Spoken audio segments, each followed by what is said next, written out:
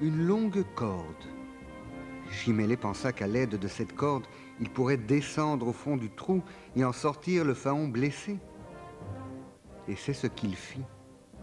Il attacha la corde à un tronc d'arbre, fit glisser l'autre boule vers le fond du trou et descendit lui-même.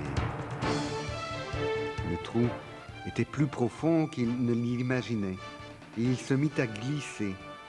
Ses petites mains s'accrochèrent avec courage à la corde, mais en vain, il n'avait plus de force. Les bêtes de la forêt étaient effrayées à l'idée que Chimélé, lui aussi, puisse tomber dans ce trou dangereux.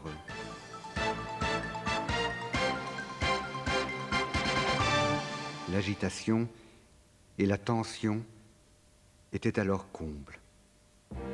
L'oiseau de Chimélé, très excité, volait en cercle autour du trou, et personne ne savait comment aider Chimélé ni le petit Faon. L'enfant comprit, lui aussi, qu'il était en danger et appela l'oiseau. Vole, vole jusqu'à la maison et préviens mon père. Il doit venir vite car je n'ai plus de force. Vite, vite, l'oisillon. Le Faon, à la vue de tout ce tumulte, se remit à geindre de toutes ses forces. Tous les animaux de la forêt, fous d'inquiétude pour Chimélé, couraient dans tous les sens. Après quelques instants, on entendit le bruit de pas de course. C'était le père et l'oiseau qui arrivaient. Les gémissements du Faon leur avaient permis de retrouver l'emplacement du trou. « Chimélé, où es-tu » cria le père. « Je suis là, à l'intérieur du trou. Viens vite, je vais tomber, vite, vite, papa !» Le père de Chimélé tira la corde et remonta son enfant. Chimélé était très heureux. « Baruch Hachem, papa, d'être venu si vite. Je voulais descendre dans le trou pour sauver ce pauvre Faon et je me suis retrouvée suspendue entre ciel et terre, sans plus de force pour tenir la corde. » Tout va bien, mon cher fils. Tu n'as rien. Il ne t'est rien arrivé. Non, non, non, non, il ne m'est rien arrivé, à part le fait que j'ai eu très peur. Mais il faut se dépêcher de sauver le pauvre Faon. Il perd du sang déjà depuis longtemps et il peut mourir. Les yeux doux du Faon se posèrent sur Chimélé et son père. Le regard fatigué, il implorait de l'aide. Le père de Chimélé descendit dans le trou, porta le Faon sur ses épaules et le remonta. Tous les animaux étaient heureux de voir leur ami de la forêt sauvé. Chimélé ramassa quelques longues branches d'arbres et confectionna une civière pour le Faon, afin que son père puisse le transporter et guérir sa patte blessée. Le père de Chimélé, à l'aide de 2 petits bouts de bois, fabriqua une attelle et fixa ainsi la patte du Faon. Sur le chemin du retour, il dit à Chimélé, « Mon fils, je sais que tu aimes beaucoup les animaux de la forêt et que tu joues souvent avec eux, mais tu dois savoir qu'aujourd'hui, tu t'es comporté de façon dangereuse. Il aurait pu t'arriver un malheur. Celui qui veut s'occuper ou sauver des animaux doit agir avec prudence et en aucun cas ne se mettre en danger lui-même, car c'est une grande mitzvah. » Je suis désolée, papa, mais je ne pouvais plus voir ce petit Faon pleurer. Il hurlait de douleur, et puis les oiseaux m'ont apporté une grande corde, alors je suis vite descendue pour le sauver. Je sais, mon fils, que tu voulais faire une bonne action, mais sache, pour la prochaine fois, qu'en cas de danger, tu dois courir demander de l'aide à un adulte. Mais qui aurait gardé le Faon? Il hurlait vraiment fort là-bas. Tes amis, les animaux, seraient restés à ses côtés et tu aurais couru à la maison me prévenir. Je comprends, papa. Be'ezrat Hachem. La prochaine fois, je courrai vite t'appeler. L'oisillon se mit à lui picoter la main. Le petit garçon comprit et ajouta, « Je dois donner à mon oisillon un cadeau pour le remercier de t'avoir appelé si vite. » C'est vrai, Chimélé. Des animaux aussi. Il faut reconnaître la bonté lorsqu'ils t'aident. Quand nous serons à la maison, demande à ta mère une pomme d'or et donne-la à l'oisillon. Il a travaillé dur aujourd'hui il l'a bien mérité. Merci beaucoup, mon cher papa. Je vois déjà la maison. Le faon pourra rester chez nous jusqu'à ce qu'il guérisse? Demanda le charmant enfant. Nous verrons ce que dira le médecin.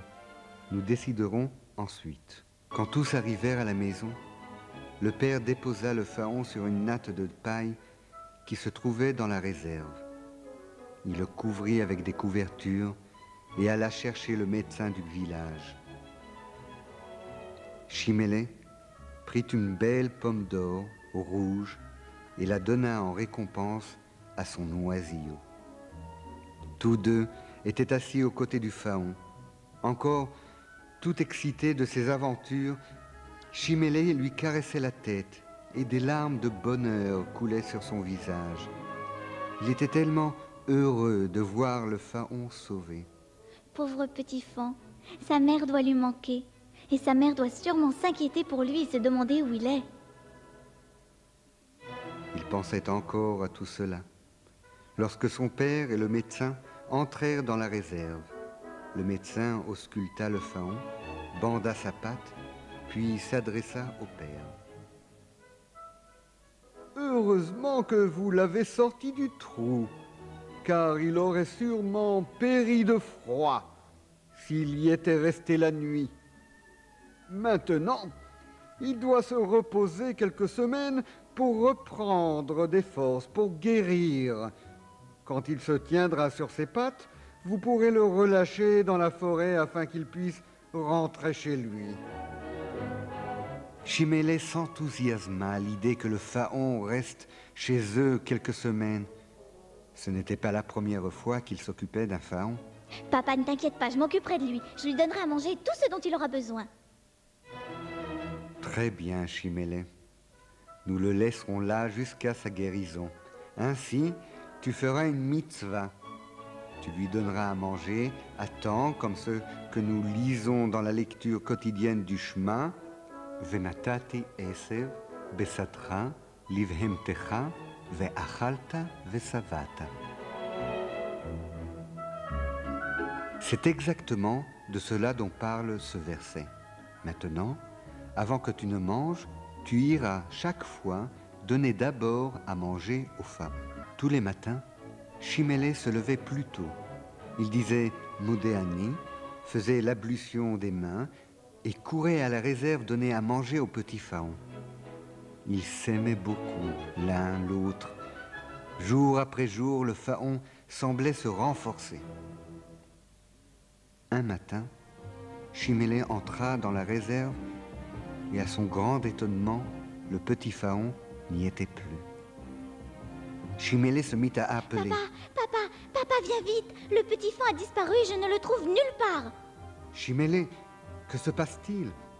Où est ton petit faon?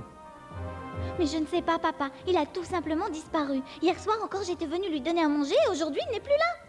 Mon fils, je te propose de prendre notre petit déjeuner et tout de suite après, nous irons le chercher dans la forêt. Peut-être est-il déjà guéri? Était-il rentré chez lui?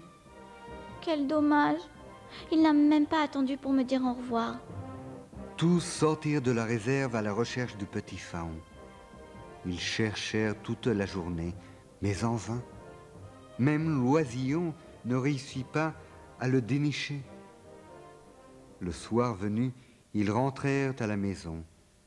Chimélé était très déçu et craignait qu'il ne soit arrivé quelque chose au petit faon, car il n'était pas encore assez fort pour se mettre debout et rentrer chez lui. Quelques jours plus tard, au milieu de la nuit, Chimélé entendit le bruit de petits coups à sa fenêtre. C'était l'oisillon qui lui faisait signe de descendre. Que se passe-t-il, petit oisillon chanceux? Il est très tard, retourne dormir.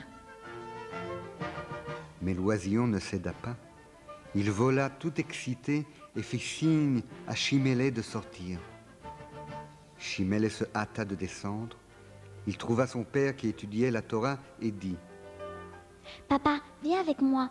L'oisillon chanceux me fait signe de sortir. Peut-être aura-t-il vu le petit faon. Viens, papa, allons voir. Peut-être est-il revenu. » D'accord, Chimélé, mais seulement un instant, car il est déjà tard. Il faut se lever tôt pour aller étudier. Ils sortirent et, à leur immense surprise, ils virent de la lumière dans la réserve. Ils s'approchèrent en silence, tout doucement, et entendirent la voix du médecin. Tu vas te sentir mieux. Ne t'inquiète surtout pas. Et puis je vois qu'on te traite très bien ici. Bonjour, monsieur le médecin.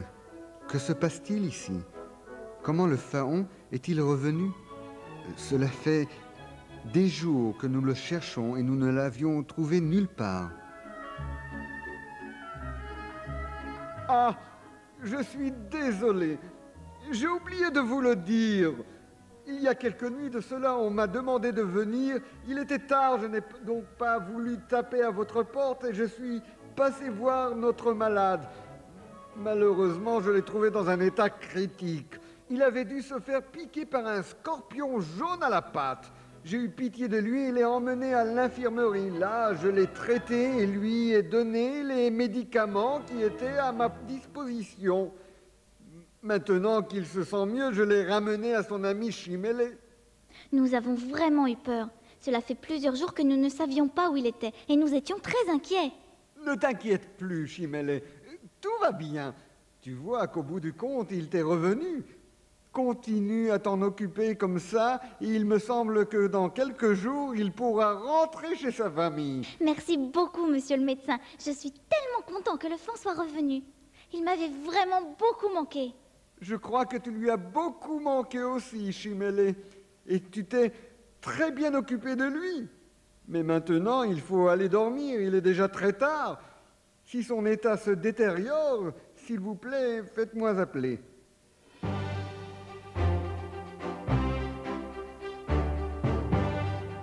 Petit à petit, le Pharaon put se tenir sur ses pattes. Chimélé était content. Tous deux se promenaient autour de la réserve et après quelques semaines, le Pharaon était complètement guéri. Un jour, revenant du Khéder, Chimélé aperçut un magnifique cerf au grand bois qui se promenait dans la forêt. Il semblait que le cerf le suivait. Qu'a fait le charmant enfant? Il pensa aussitôt que le père du Pharaon le cherchait. Il prit donc un raccourci et se dépêcha de prévenir son ami. Avant de prendre son déjeuner, Chimélé entra dans la réserve pour nourrir le Pharaon comme à l'accoutumée des dernières semaines. Mais à sa grande surprise, la réserve était vide, sans aucune trace du Pharaon. Chimélé appela « Papa, papa, viens vite. Le Faon a disparu, il n'est plus dans la réserve. » Le père arriva et constata qu'effectivement, le Pharaon n'y était pas. Il se tourna vers Chimélé et lui dit « Baruch Hashem, mon fils, le Pharaon est guéri et maintenant il doit retrouver les siens qui ne l'ont pas vu depuis longtemps. Tu as fait ce que tu pouvais et il s'est très bien remis. C'est très bien. »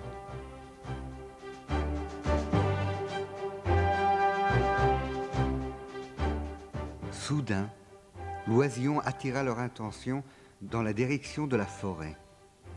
Chimélé vit le petit Pharaon accompagné d'un grand cerf qui le regardait, lui offrant un regard de paix et de gratitude. Ils retournaient chez eux. Le père de Chimélé lui prit la main et dit « Tu es un enfant bon, Chimélé. Tu as un cœur bon. Viens, rentrons à la maison pour déjeuner. Maman nous attend. »